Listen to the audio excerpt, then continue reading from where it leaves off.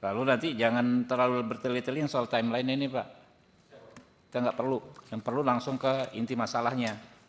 Ya mulai kesimpulan sampai ini. Ya silakan Pak Kapolres.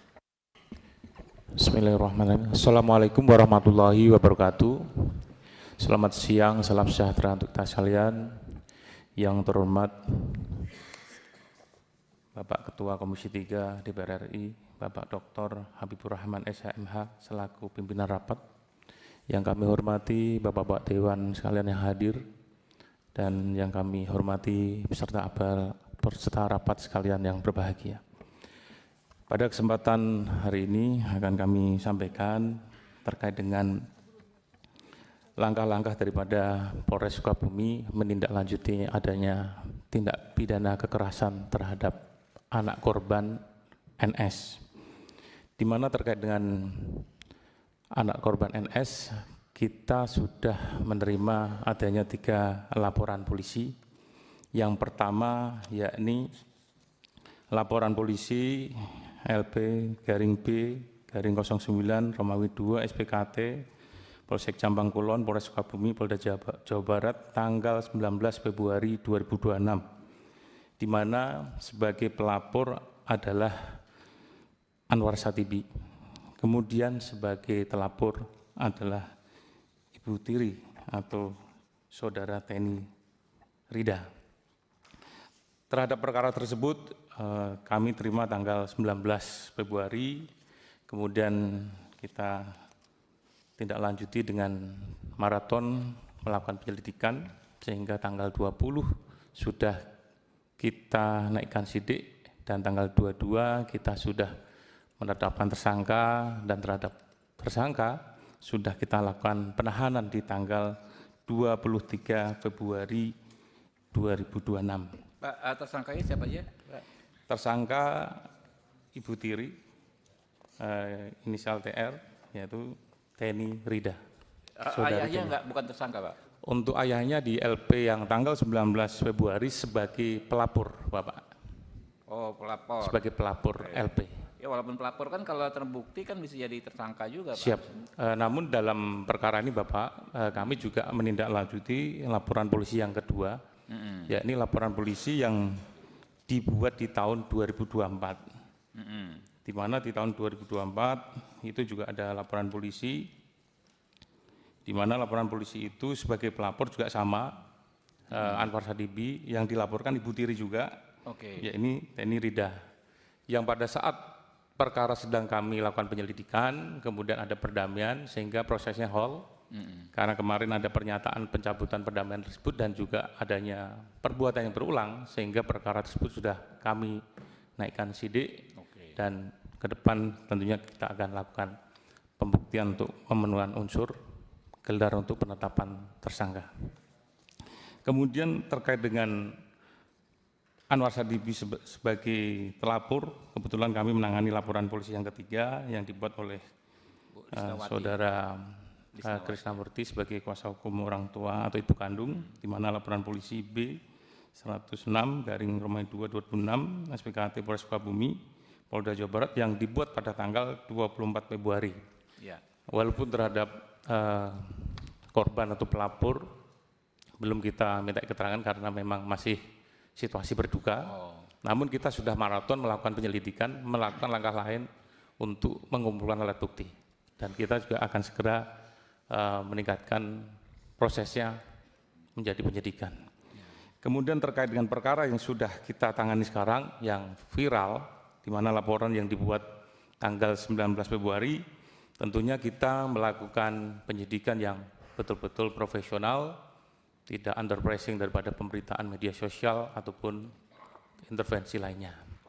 Kemudian kita melakukan kolaborasi interdisipliner melibatkan daripada forensik, di mana kita melibatkan psikologi klinis, kemudian juga psikologi forensik, kemudian kita juga akan menyiapkan pembuktian yang tentunya bisa dipertanggungjawabkan secara ilmiah.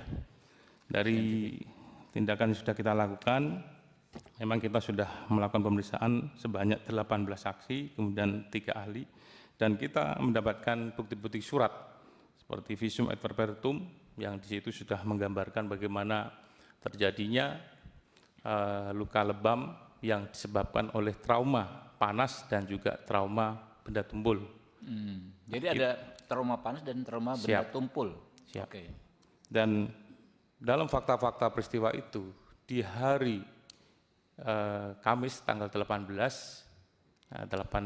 pukul 8 pagi bahwasanya korban dibawa ke UGD di Rumah Sakit Jombang Kulon. Pada saat itulah dokter yang menerima bisa melakukan wawancara sehingga kita juga mendapatkan informasi penting sebagai kunci bahwasanya siapa yang disebut anak yang melakukan penganiayaan yang disaksikan oleh 2 perawat lainnya. Kemudian pukul 16.00 korban anak NS dinyatakan meninggal dunia dan bapaknya daripada NS, saudara AS, membuat laporan polisi pada tanggal 19 di jam 19.30. Kemudian selama maraton kita lakukan penyelidikan 24 jam, kita sudah bisa meningkatkan proses ini penyidikan karena kita yakini ada alat bukti yang permulaan cukup sehingga ini ada dugaan pidana karena tidak wajar dan tentunya ada dugaan kekerasan. Sama halnya seperti yang disampaikan oleh dari KPAI dan juga dari Komisi Perlindungan Anak, kita juga melakukan penyelidikan dengan melakukan observasi di lingkungan tempat tinggal. Bagaimana lingkungan tempat tinggal juga saksi-saksi di sekitar juga memberikan keterangan yang sama adanya penganiayaan yang sudah berulang. Dan yang jelas penganiayaan yang terjadi pada November 2024, di mana juga dilakukan tindakan-tindakan kekerasan yang dilakukan oleh saudari TR kepada anak korban NS, di mana di situ juga ada pengakuan.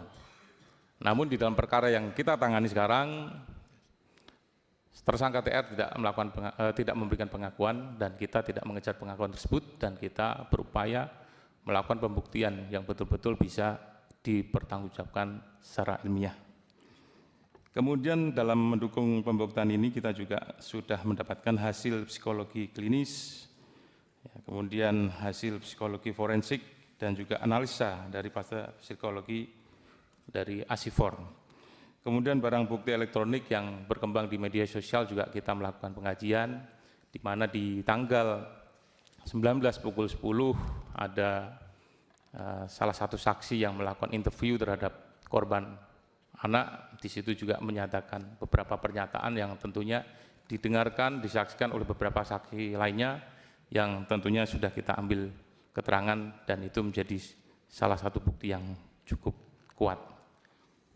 Kemudian dari hasil analisa kasus kami bahwasanya korban anak NS dalam waktu rentang pukul 18.35 hingga pukul 21.52 di bawah penguasaan daripada dugaan tersangka saudari TR dalam kondisi memang belum ada luka. Kemudian pada saat pamannya, salah satu saksi, saudara Surahmat, tiba di kediaman dan menemukan kondisi korban anak sudah mengalami luka-luka. Dan kebetulan orang tua atau ayah kandung yang saat itu tidak berada di tempat sedang bekerja karena di wilayah Sukabumi Kota, kembali di sekitar pukul 2 menemukan kondisi yang luka-luka dan esok harinya pukul 8 bersama dengan ibu tiri dibawa ke rumah sakit. Sehingga kita bisa mengerucut Pak, bahwasanya tempus daripada terjadinya pidana tersebut dugaannya di sekitar pukul 18.35 hingga kedatangan paman, yaitu sekitar pukul 22.00. Kemudian saksi terakhir yang melihat korban dalam kondisi tidak ada luka dikuatkan dengan bukti itu ada saudara Soma, di mana saudara Soma sebagai tukang pijat. Jadi pada saat pukul 17.50 saudari TR yang tersangka membawa anak korban untuk urut atau pijat dan saat itu juga kondisi masih mulus, belum ada luka-luka. Nah, kemudian di 1835 sampai ke rumah hingga bertemu dengan pamannya sudah terdapat luka. Di situ juga ada video yang memvideokan pada saat proses pemijatan atau urut, dan memang kondisi korban anak masih belum ada luka-luka. Kemudian analisa yuridis kami bahwasanya setiap orang dilarang menempatkan, membiarkan, melakukan, menyuruh melakukan atau turut serta melakukan kekerasan terhadap anak sebagaimana dimaksud dalam pasal 80 ayat 1, ayat 2, ayat 3 junto pasal 76C Undang-Undang Republik Indonesia nomor 35 tahun 2014 tentang perubahan atas Undang-Undang nomor 23 tahun 2002 tentang perlindungan anak. Maka yang diduga keras yang melakukan perbuatan kekerasan tersebut, baik kekerasan fisik ataupun psikis, diduga dilakukan oleh saudari TR. Selanjutnya, menanggapi laporan daripada ibu kandung melalui kuasa hukum Krisnamurti, tentunya kita menunggu kehadirannya untuk bisa kita ambil keterangan, sehingga apa yang disampaikan di dalam rapat kali ini juga bisa disampaikan kepada penyidik, sehingga penyidik akan bisa mendapatkan bukti permulaan yang cukup untuk bisa segera menaikkan perkara menjadi penyidikan. Demikian Bapak yang bisa kami sampaikan, mohon petunjuk dan arahan. Ya, terima kasih ya Pak Kapolres ya. Tadi saya tangkap bahwa memang sebenarnya perkara yang lain ya, yang dilaporkan terutama oleh Ibu Lisna dengan lewat Pak Krisna akan segera naik ke penyidikan Pak. Kami perlu konfirmasi itu Pak, karena penting sekali Pak. Jadi gini Pak Kapolres ini sebelum ke rekan-rekan anggota ya, kita ini kan kerja melayani masyarakat Pak. Kalau ada masukan dari masyarakat, tentu kita nggak bisa alergi. Kita nggak bisa alergi. Kami juga begitu Pak. Kami di WA, di ini segala macam, dibombardir pesan dari masyarakat sehingga menyelenggarakan acara hari ini bukan karena diintervensi, bukan karena kami tidak independen, tapi karena memang kita harus ya menggali rasa keadilan di masyarakat tersebut. Apalagi ini ada dua lembaga yang memang sangat penting dalam penegakan hak anak, ada LPSK, ada KPAI, itu lembaga negara Pak, ya, bukan lembaga kaleng-kaleng, ya, sangat kredibel dan memang kedudukannya mendapatkan atribusi kekuasaan dari negara untuk membantu kita, ya, membantu Pak Kapolres juga dalam menjalankan tugasnya. Jadi kalau mereka memberikan masukan bukan intervensi Pak, justru memberikan dukungan, ya, memberikan support pada Pak Kapolres untuk tidak ragu, ya. Tadi disampaikan oleh Bu Diah ya, ada beberapa tindak pidana yang sangat mungkin terjadi, mulai penelantaran, kekerasan, penghambatan hak untuk ketemu, ya, sampai pembunuhan dengan perencanaan. Minta tolong nanti didalami betul itu Pak. Kalau feeling saya ada pasti Pak, karena saksinya banyak, nah itu, ya. Dan lalu yang penting juga Pak, dijamin keamanan Ibu Lisna, ibu kandung ini. Karena suaminya gangster dan lain sebagainya, kalau memang ada ancaman Pak, itu pidana baru, tegakkan hukum Pak. Oke, belum sekarang ke rekan-rekan dulu, Pak Bimantoro.